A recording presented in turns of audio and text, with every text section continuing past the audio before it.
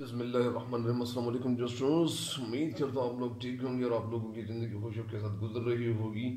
اور آج مزید اشعار کی تشریح کی طرف لیے جا رہا ہوں آپ لوگوں کو، اور مجھے امید ہے کہ آپ میرے چینل کو سبسکرائب ضرور کریں گے اور اپنے میرے اس چینل کے لنکس کو بھی شیئر کریں گے۔ تو بڑھتے ہیں آج مزید اشعار کی تشریح کی طرف۔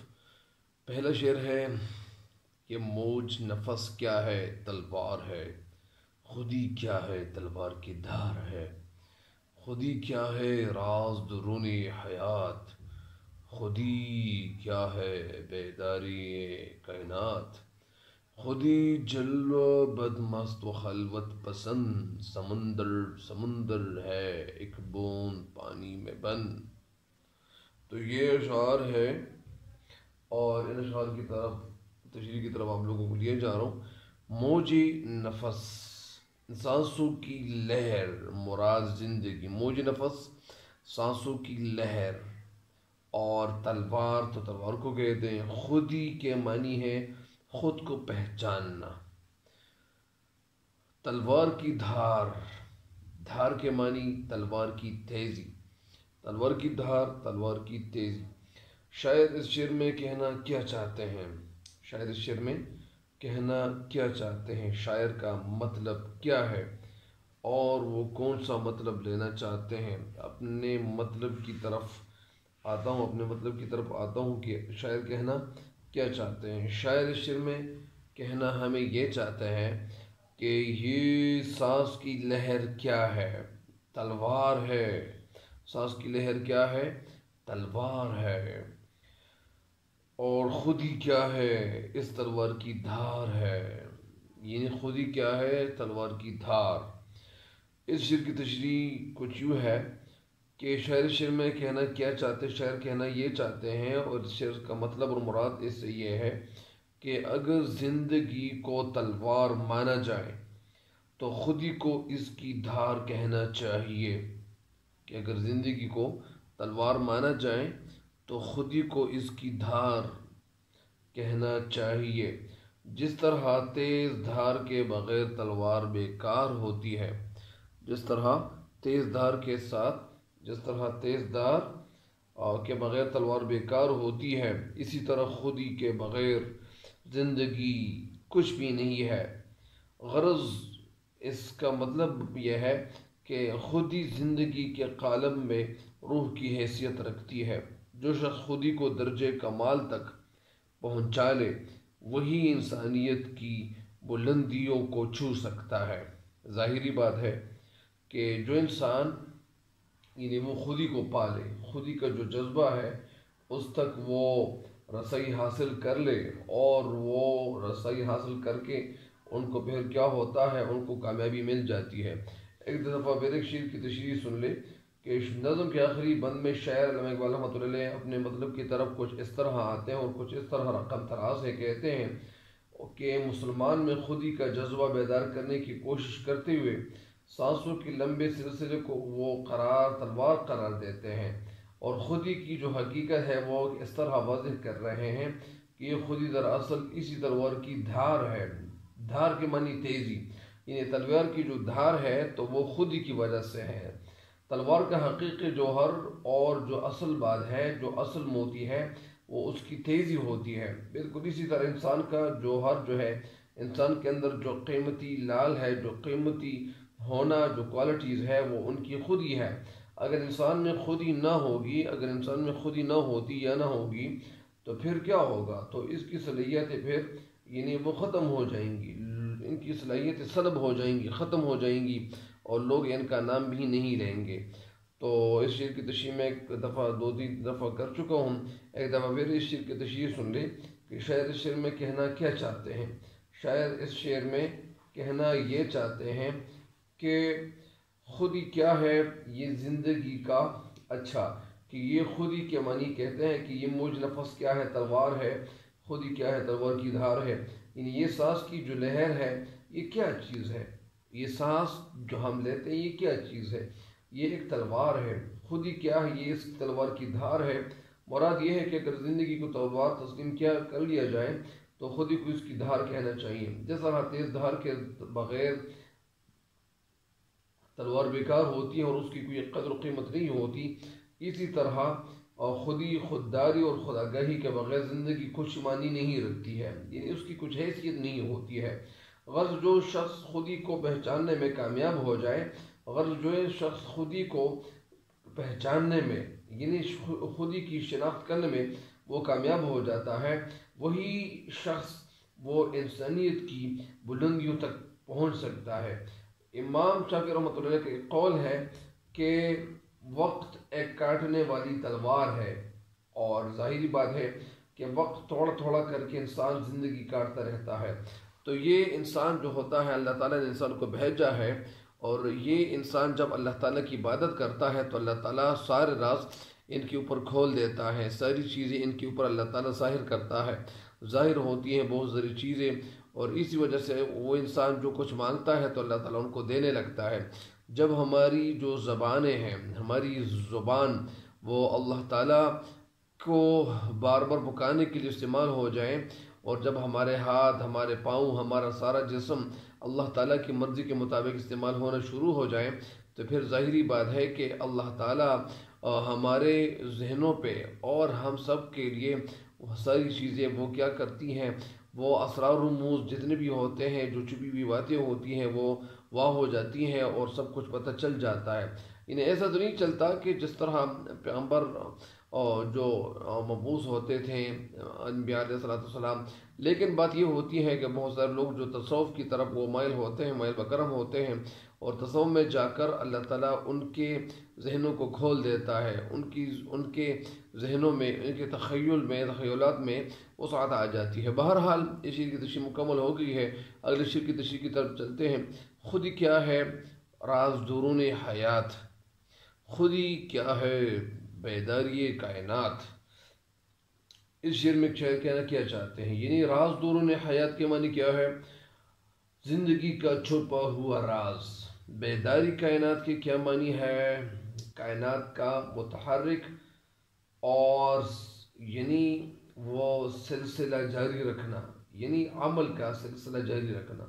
اس شعر میں شعر کہنا کیا چاہتے ہیں؟ اس شعر میں شعر کہنا یہ چاہتے ہیں کہ خود زندگی کی مخفی قوتوں کا دوسرا نام ہے، جو چھپی ہوئی قوتیں ہیں اس کا دوسرا نام ہے، یعنی زندگی کی ترقی خودی کی ترقی میں پوشیدہ ہے، مضمر ہے۔ اگر انسان کو کائنات تصور کیا جائے تو خودی کو اس کا شعور شمار کیا جائے گا۔ اگر انسان کو کائنات تصور کیا جائے یا کائنات امیجن کیا جائے یا کنسیڈر کیا جائے تو خودی کو اس کا شعور یعنی عقل تصور کیا جائے گا، شمار کیا جائے گا۔ شعور کے بغیر، عقل کے بغیر انسان ایک حیوان ناطق کے سوا کچھ نہیں ہے۔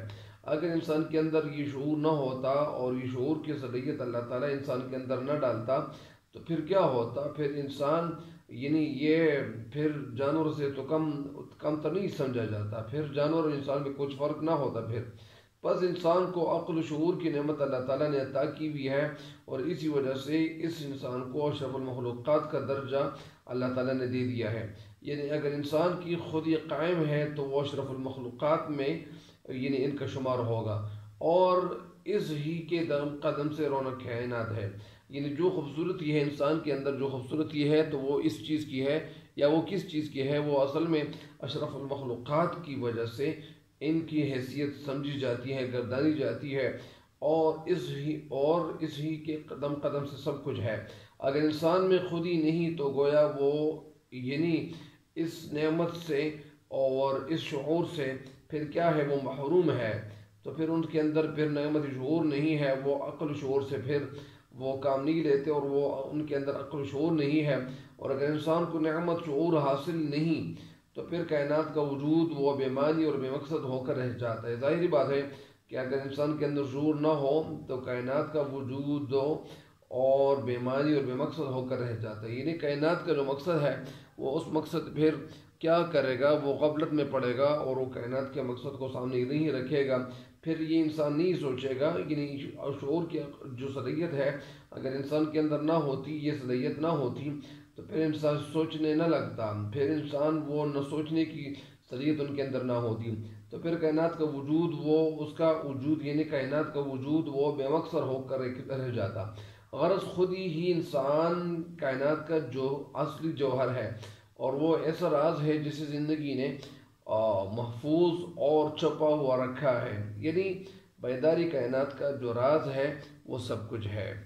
تو اس شعر کی تشریح مکمل ہو گئی ہے، ایک دفعہ پھر آپ تشریح سن لیں تاکہ یہ آپ کے ذہنوں پہ یہ کھول جائیں اور صحیح طریقے سے آپ کے ذہنوں میں بیٹھ جائیں۔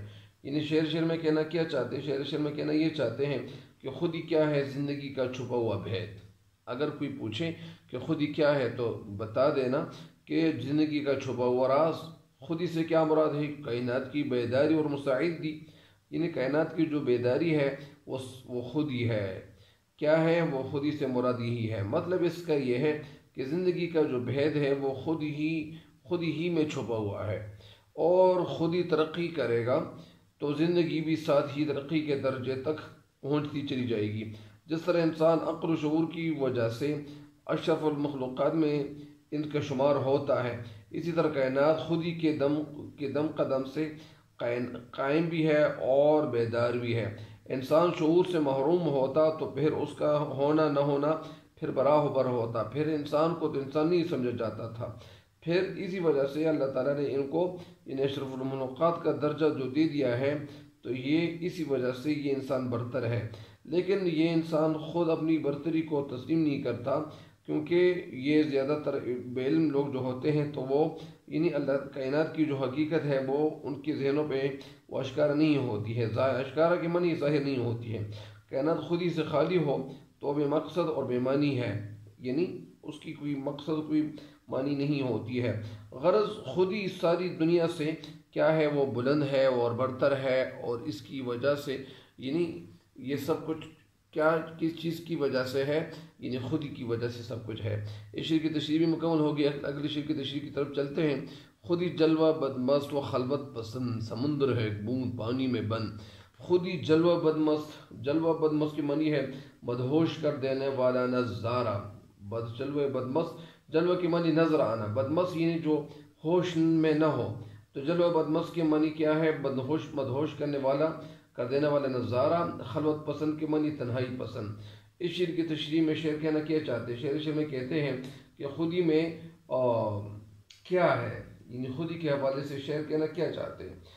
اس شعر میں کہنا یہ چاہتے ہیں کہ خود ہی محفل میں بدمستی کرنا بھی پسند کرتی ہے اور اسے تنہائی بھی اچھی لگتی ہے۔ یہ دونوں ہی صورتوں میں اپنے کمالات دکھاتی اور اپنا وجود تسلیم کروا لیتی ہے۔ اس کی مثال اس طرح ہے جیسے پانی کے قطرے میں سمندر بند ہو۔ مطلب یہ ہے کہ جب پانی کا قطرہ خود ہی کے جوہر دکھانے لگے تو وہ سمندر کی شکل اختیار کر لیتا ہے، یعنی وہ